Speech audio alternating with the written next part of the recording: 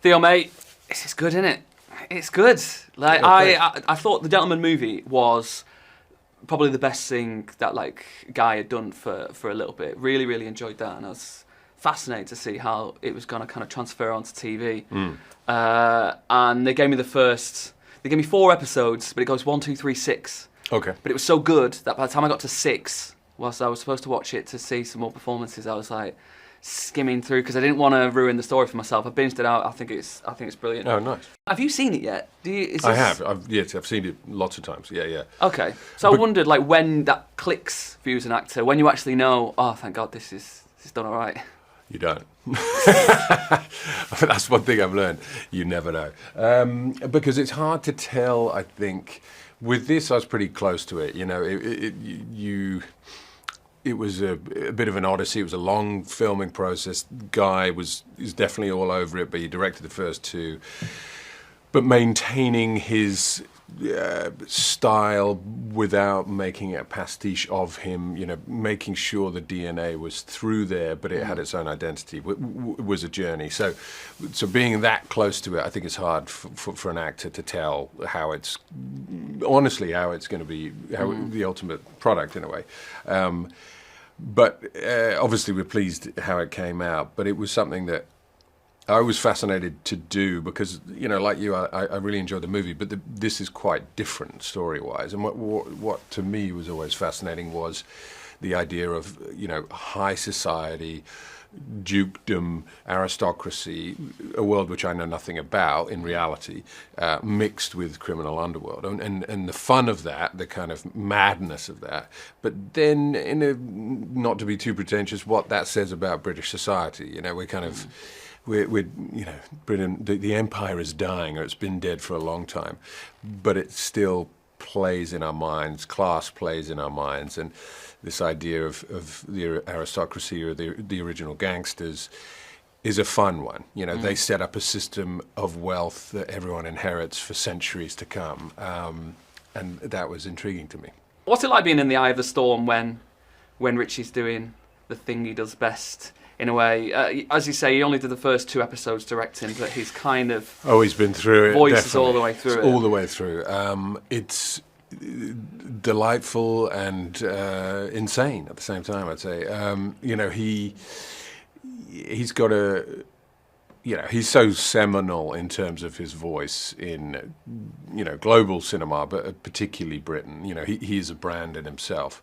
And he has a very specific way of working. But now it's quite enjoyable, but you have to give yourself to it. I think at the beginning, you know, I kind of fought it. You're like, but how does this, you know, how do I position myself? But ultimately, once you give into yourself, you give into the concept of it, you start really enjoying it. What he likes to do is he likes to have the story, but then get to set, and he's like, fuck it, let's do something else.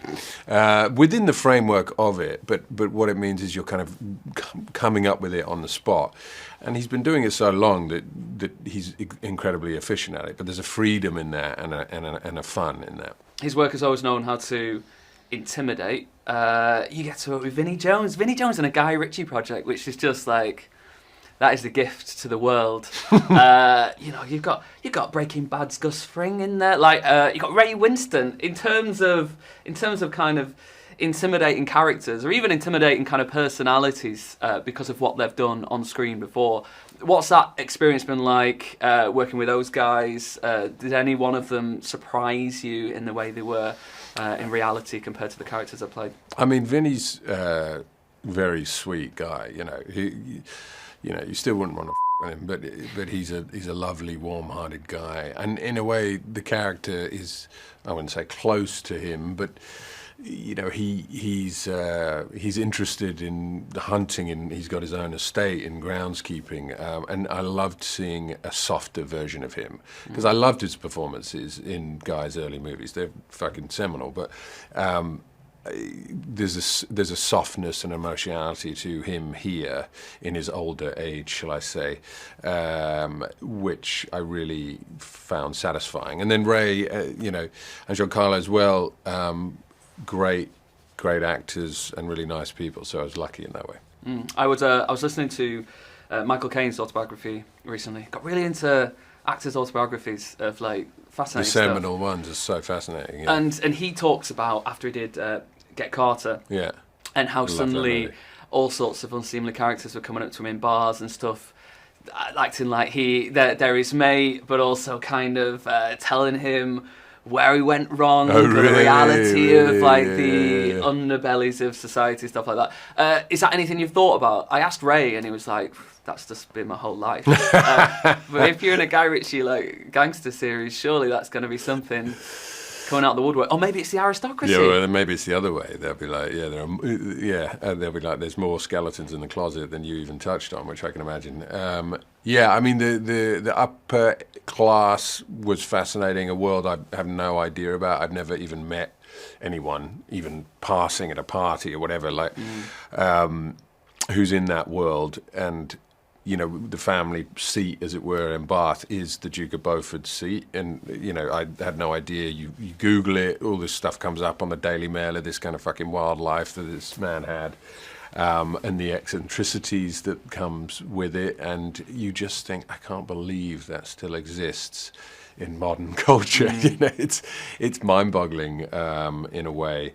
But it's very British, and I think that's what Guy loves. There's something very British about high-end society, what it meant to have indentured wealth, and that how that affected the rest of British society and how it's kind of shaped us historically. To be pretentious about it, obviously, it's a fun scene. It's a fun series inherently, but I think that's the message that Guy has too. Well, I think this is certainly going to engage and fascinate British society and societies in other countries as well. I loved it, and I think it's one of those that people are going to binge the hell out of when it comes out. Congratulations, Thanks, mate. And I hope you are ready to spend a lifetime with people thinking you're a hard nut, which I imagine A posh hard nut. A posh hard nut, yeah.